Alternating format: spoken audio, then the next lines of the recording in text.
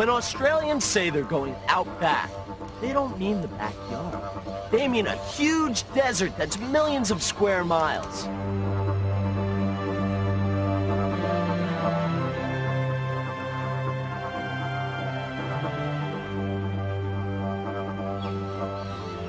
Sounds great, Martin. Keep it going. But Australia isn't just desert. It has lush rainforests filled with crocodiles. Eucalyptus forests that are home to the mysterious Tasmanian devils.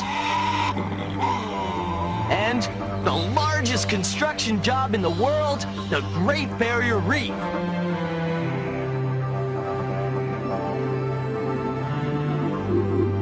Keep it up, Martin. Sounds great. All that and more coming up on this episode of Kratts Creatures.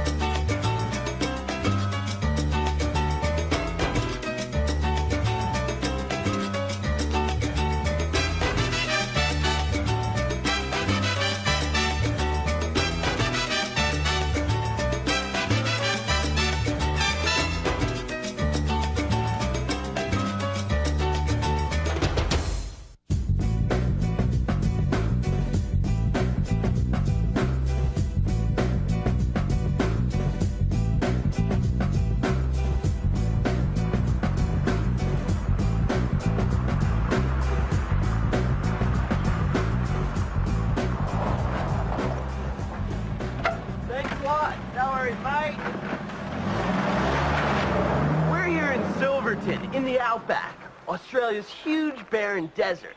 Australia is home to a whole world of unique creatures, and one of the reasons for that is Australia's diverse landscape. It's got everything from coral reefs to rainforests, from deserts to marshlands. And we're going to discover it and the people and creatures that inhabit it in the best way we know how, by recreating the journey of one of the earliest explorers, Don Estoban. Don Estoban, the great Spanish explorer. Man, I've never heard of him. But wait a minute. If you're going to check out the way the first explorers came to Australia, maybe you should recreate the journey of the Aborigines. After all, they were the first people in Australia, not some Spanish explorer. Yeah, we know that. The Aborigines lived all over the Australian continent. But here in Esteban's journal, we have the first account of Europeans in Australia, when he crossed the entire continent in just 8 days. And it says that he started at this very spot in the outback. He headed this way. Let me get this straight. You're gonna try and retrace this guy's steps and go around all of Australia in 8 days? It can't be done. And what's more, I'll bet you it can't be done. A chance to check out all of Australia and its totally amazing creatures? We'll take that bet, Al. Anytime, anywhere. They don't stand a chance. All you have to do is look at the numbers. I mean, Australia is not just a country, it's an entire continent. And it stretches, wow, 2,500 miles across, 1,900 miles north and south. I mean, if you're gonna try and cover that much ground, where do you start? How'd this Don Estoban guy do it? When in Rome, do as the Romans do. And when in the outback, ride camels. The reason Don Estoban used camels to start his journey is because camels are perfectly suited to the dry and rugged terrain of the outback. What modern vehicles can't do even today, camels have been doing for centuries. How does a camel do it? Well, we have to take a look at the camel's special equipment. Let's start with their feet. Wow, see how wide they are?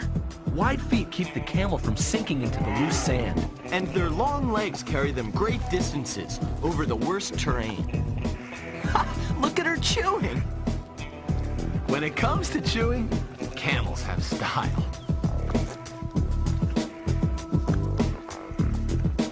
She eats thorny plants that some other creatures wouldn't dream of touching. That gives her a survival edge. But to stay alive out here, you also have to be able to find. Water! Water! And when camels do find water, they'll drink up to 25 gallons at one go. If a human could even drink that much water, one thing's for sure, he'd be peeing until next September. One of the great myths about camels is that they store water in their humps. Actually, they don't store water, they store fat. You got that right. It's the ultimate storage space. You store all the fat and nutrients up there, and you've got enough food to last you a good 6 months.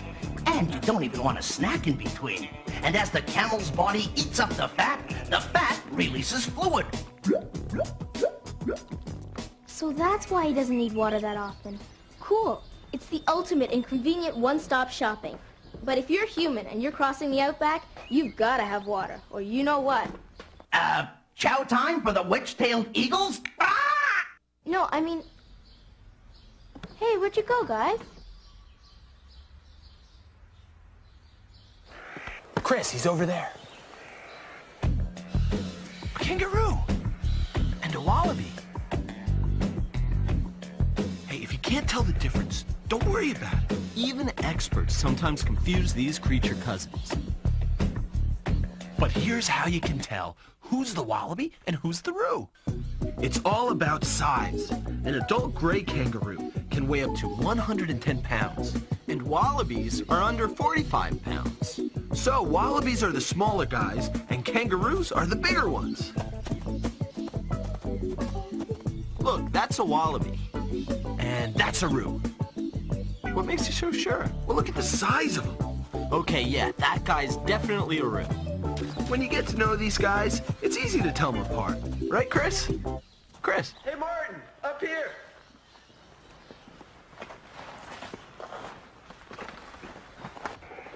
Hey, what have you guys found? These are Aboriginal stencils. They must be hundreds of years old. They look like they were spray painted on, but the Aborigines really made them by placing their hand against the rock and blowing a mixture of crushed rock, emu fat, and water. Making hand stencils on cave walls was the way that the Aborigines left their signature. Wow, now that's what I call a great find. Those Aboriginal stencils could be like the Aborigines' way of saying, I was here. You might be wondering, who are the Aborigines? They're a group of people who are a major part of Australia's history.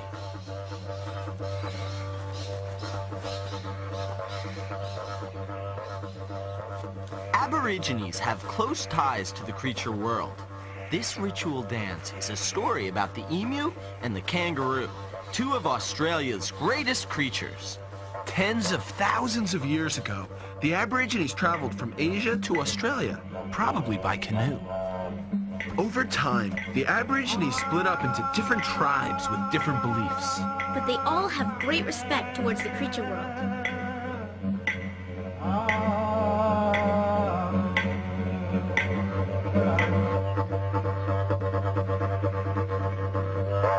Aborigines learned to survive in every part of Australia, and they know everything about creatures down under, even more than old Don Esteban.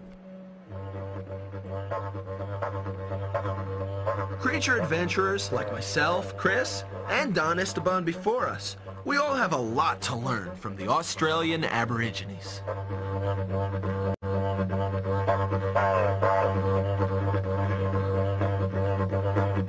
Just leave it open, just change so you can hear that change. Okay. That? Yeah, not so hard, like just softly. Okay. And make your lips just a bit more, yeah. Like a horse, Yeah, kind of? kind of. Yeah, kind of like that.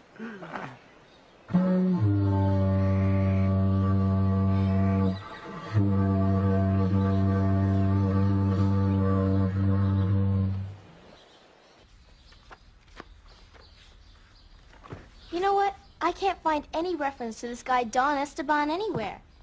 He figured that if he actually made his way around Australia in about 8 days, he'd at least make the history books. I mean, even if he wasn't the first human to discover Australia, you'd think that... Discovered? Historical human hysteria! People can't discover a continent, Al. The continents were there and crawling with all sorts of creatures before humans came along. It's just an expression, Ttark. And it's gotta go. If anyone discovered anything, why not Diprotodon? Maybe he's lost a little weight and is going by the name Wombat now, but you may as well say he discovered Australia. Or Procoptodon. That's a kangaroo to you guys. He used to roam the forests and was the height of 2 humans. Believe me, Al, a lot was going on before man arrived. Okay, I apologize. It's just humans say we discovered the continents because we're the first ones to chart them and write about them. Well, if you're gonna judge things by writing, sure. But not everybody writes things down, Al. Lucky for us, Ttark, the great Don Estoban did. And we're using old Don's journal as a travel itinerary. You gotta admit, Chris, old Estoban, he traveled fast. Yeah, but if the Don were around today, he'd be eating our dust. You ever get the sneaking suspicion that Chris and Martin made up Don Estoban just so they could take a try at this crazy trip? I mean, he couldn't have existed, and he sure couldn't have seen all there was to see in Australia in just 8 days. For one thing, he would have starved to death in the outback.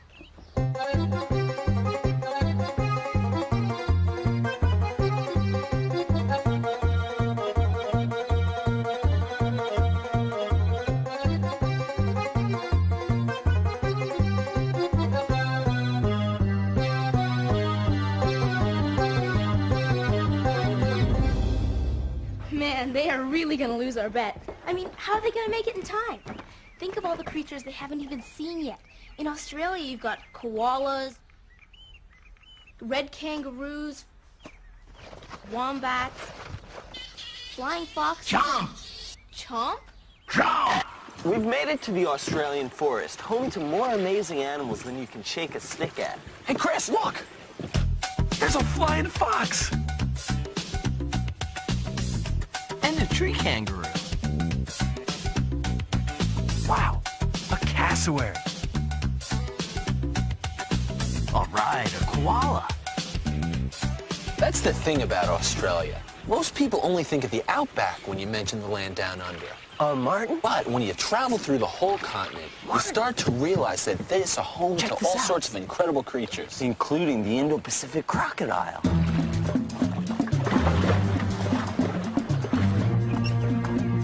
Oh, wow, this doesn't look smart. They're not just any crocodiles, they're... Saltwater crocodiles.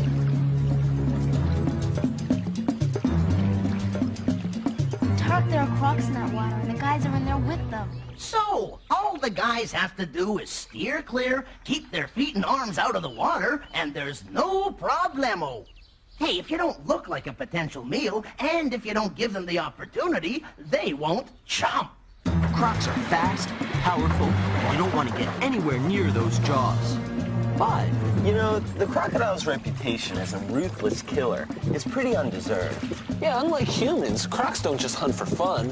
A croc hunts when it's hungry or when it's defending its young or territory. Crocodiles are ambush hunters. That means they don't hunt by chasing an animal. They just lay in wait and watch for movement.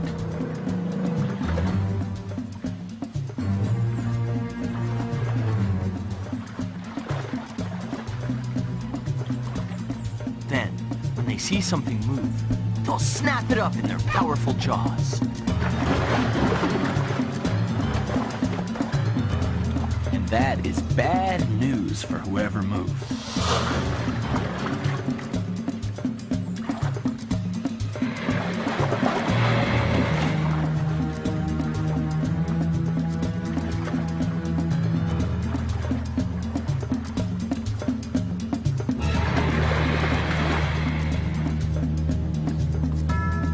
Looks like this croc's about to ambush someone. But he's not.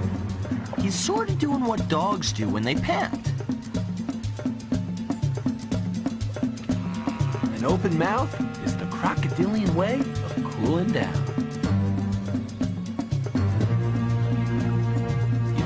all these crocs around, we'd be a little nervous. But we're fine, as long as we keep our distance.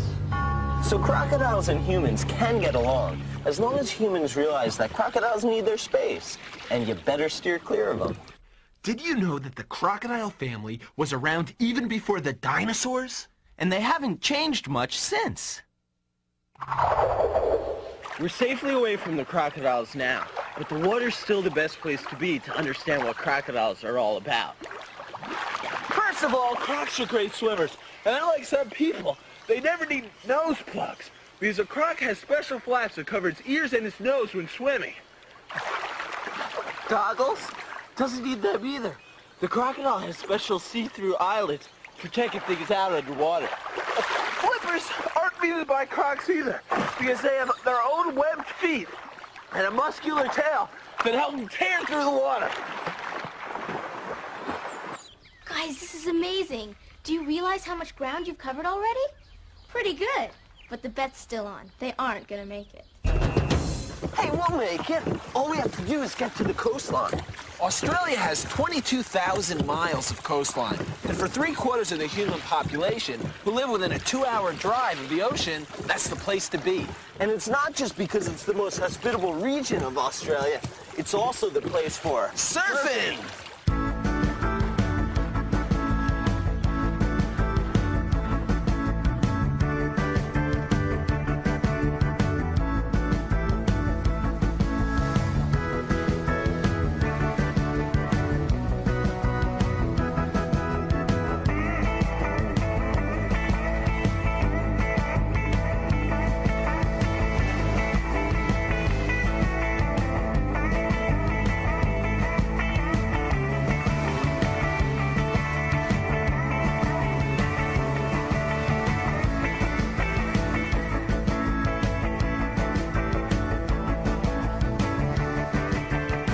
Chris, I wish we could surf like that gnarly dude.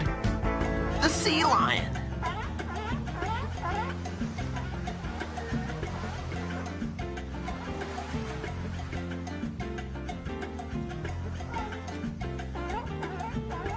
Look at those two babies. I guess they're waiting for their moms who are out fishing.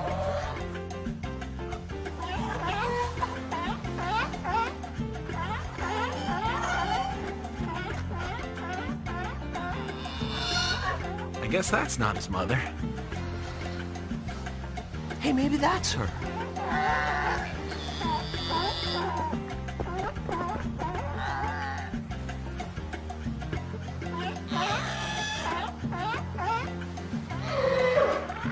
Now she's calling for her baby. And the baby's answering back. That's right. They can recognize each other's voices. That's how they find each other.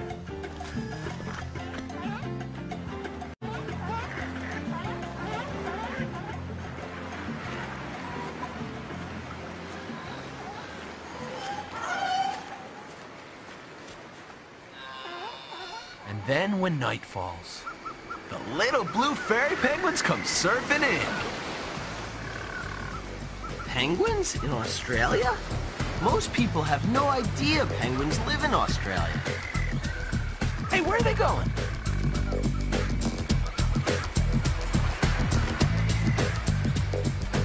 It looks like they're headed to the dunes. But first they've got to get past the rocks.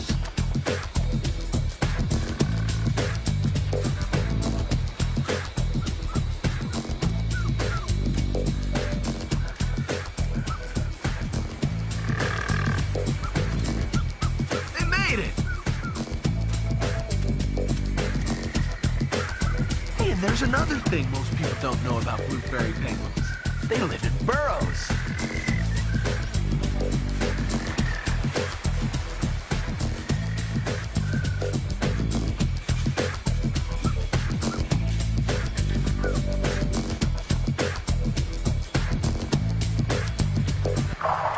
We made it to the east coast of Australia, and surrounding us is the largest living creature on Earth, the Great Barrier Reef.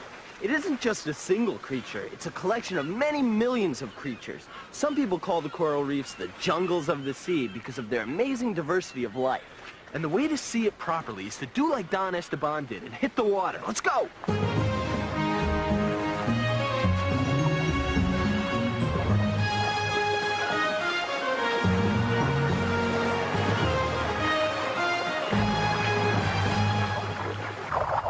Man, this is so cool! And there's only one way to get a closer look.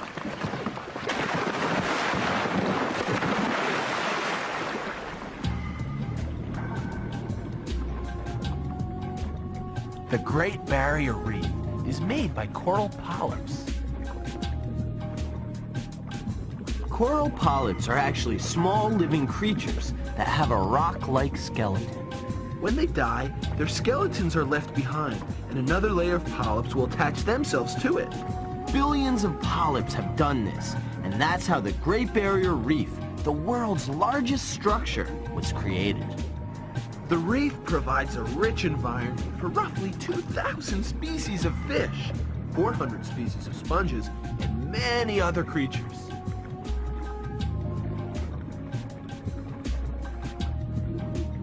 It's a really cool place.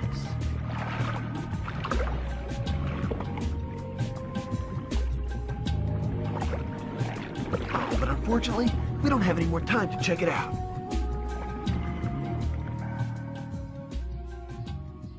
I gotta hand it to these guys. When they want to go exploring, they'll use anything. Camels, dinghies, zodiacs. What next?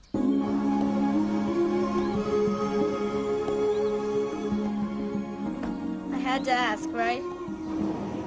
Do you guys really know where you're going? Of course we know where we're going. Martin? Yeah, sure.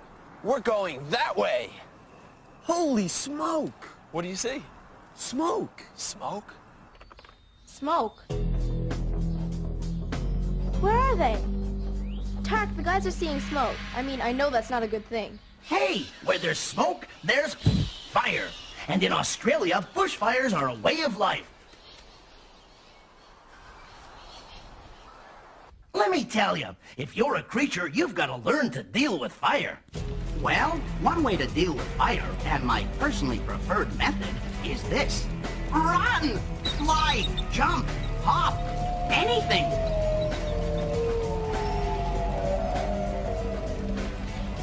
Take my buddy, the kangaroo. He hops long and hard to avoid a fire. Or emus will run like heck. And wombats will burrow.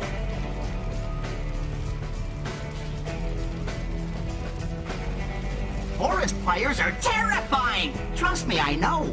But there is another side to it. Natural forest fires actually do some good. Listen, burnt trees and plants make for super rich soil. And if you hung around long enough, who knows, maybe a couple 100 years, you'd see a fantastic forest grow back. Which means more insects, birds, mammals, more everything. Not so scary after all, is it?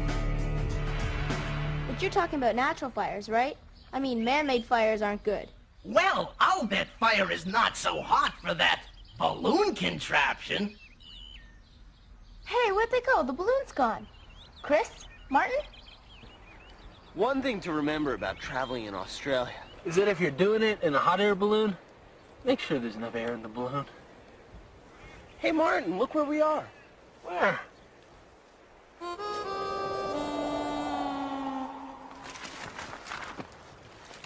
Hey, isn't this the same place we started?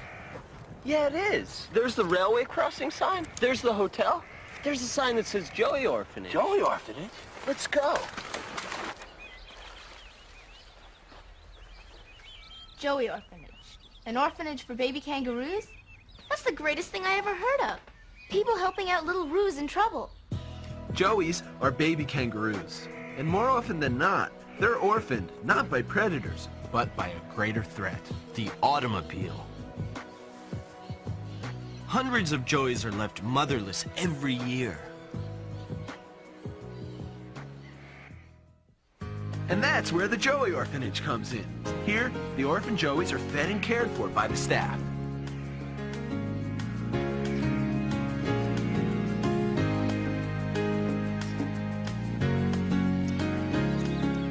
The people here act as replacement mothers, helping the joeys grow up healthy and strong.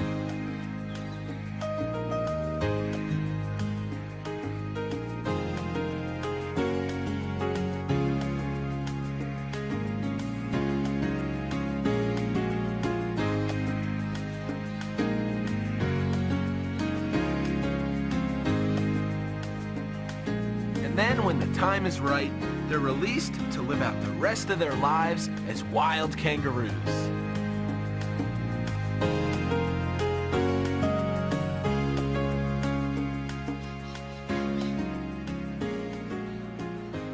Hey, not a bad way to end our trip, huh? Old Don Esteban couldn't have done it better. Maybe he did end it this way. Well, why don't you just say he did? Why don't we just say he did? I knew it! I knew it! They made the whole thing up just to see if I'd fall for it. There never was any Don Esteban. They just wanted to see more of Australia. You can't blame us for trying. Yeah, we got to see the amazing Southland and have some incredible adventures. Okay, they got me, and I lost the bet. Man, what won't these guys do? Next stop, Africa. See you there, Al.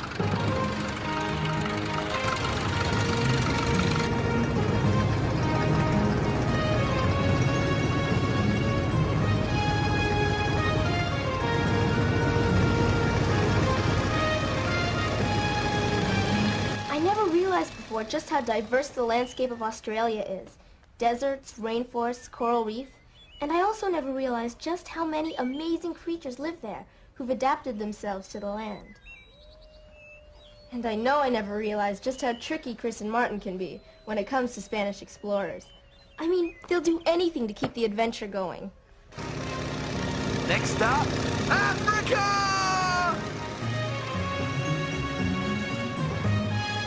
Hey, look, a whole new continent to explore.